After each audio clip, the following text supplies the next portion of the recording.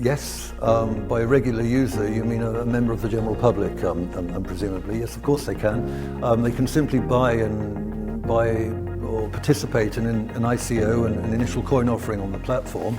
That will give them a yield. They'll get a return based on the return in the underlying asset. There's also potential capital gain as the asset rises in value over time.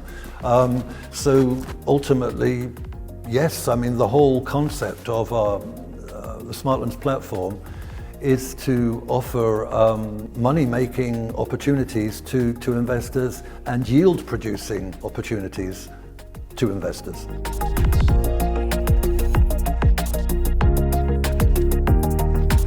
During the last 7 months, we've developed a strategy to introduce our tokenization platform to Ukraine, to start off with.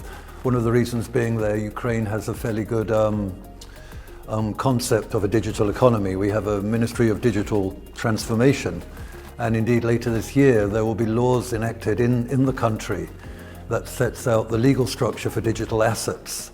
Consequently, we at Smartlands saw a massive opportunity here that we could set our entire ecosystem up in Ukraine and effectively be the first mover under the new legal structure once it comes into place later in the year.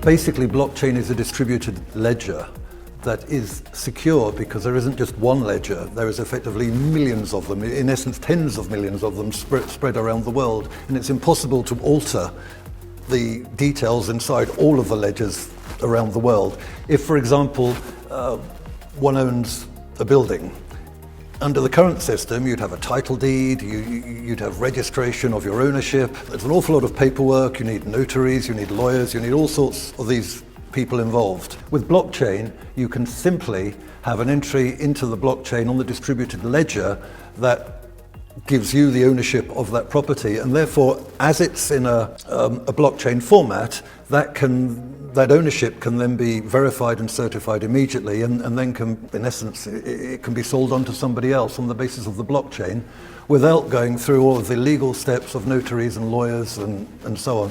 In essence, we're trying to put notaries and lawyers out of business.